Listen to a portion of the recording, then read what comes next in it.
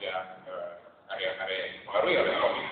Ada realitas aktual, ada realitas yang tidak aktual.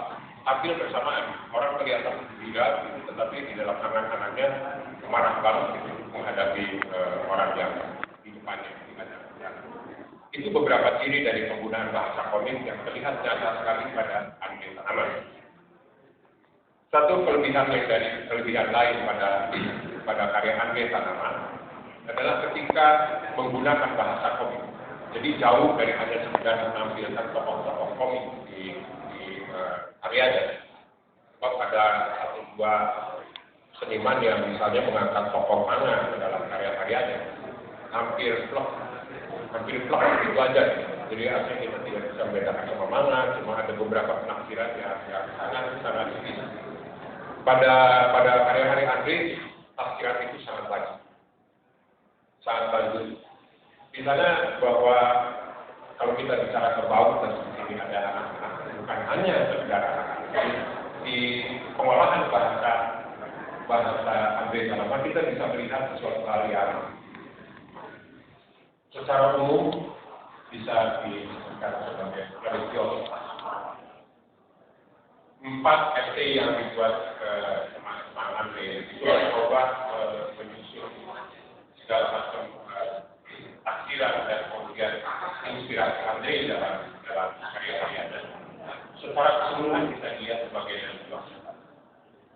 Religiositas pernah disinggung oleh Romo Mangun pada tahun 80-an. Sama sekali bukan menunjukkan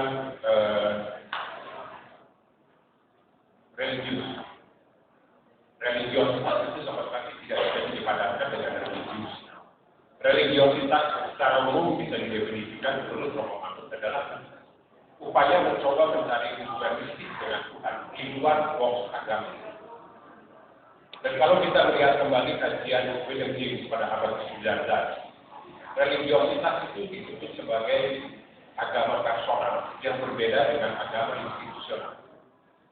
Dan agama personal biasanya menunjukkan reaksi terhadap agama institusional.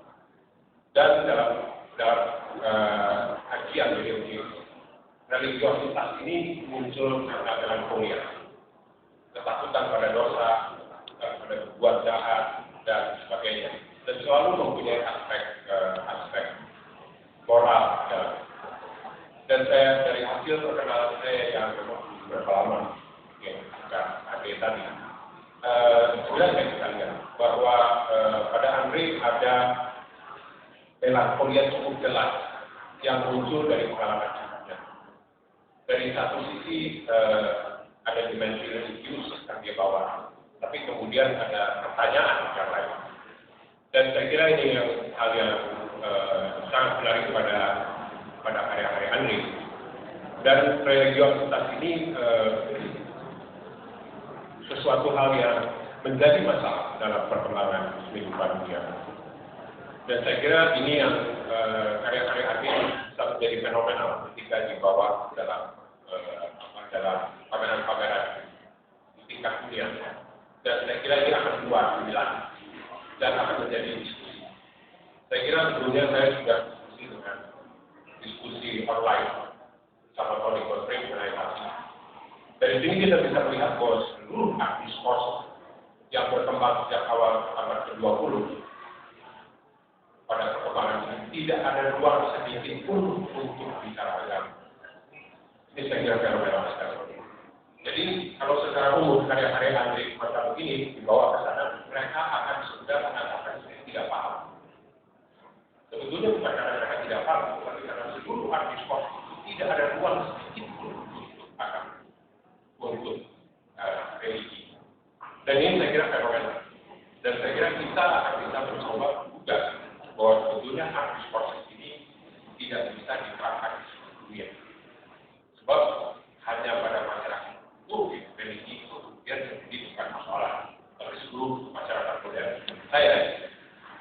Dan religiositas saya kira yang menarik dari perkembangan kehidupan Indonesia adalah muncul juga di banyak seniman-seniman muslim.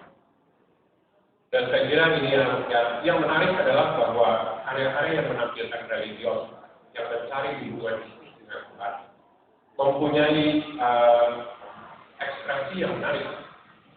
Kalau mengutip tulisan Gunawan Muhammad ketika menulis tentang Mbah Marijan, bahwa Mbah Marijan itu masih berdebat ketika melihat Tuhan.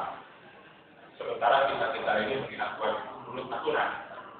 Dan saya kira disinilah mahalnya karya-karya yang memperlihatkan ekspresi yang mengandung religiositas. Dan hal yang menarik saya kira di banyak seniman-seniman muslim, religiositas ini menunjukkan inner dynamic, bagaimana mereka melihat. Bagaimana mereka melihat violence yang di dalam Islam tidak berdasarkan konsep-konsep yang support di luar. Apakah human rights, apakah demokrasi, apakah ketidakadilan dan sebagainya. Dan saya kira ini bagian yang mahal. Bagaimana sebetulnya di dalam konflik dunia sekarang ini ketika melihat Islam itu tidak pernah terjadi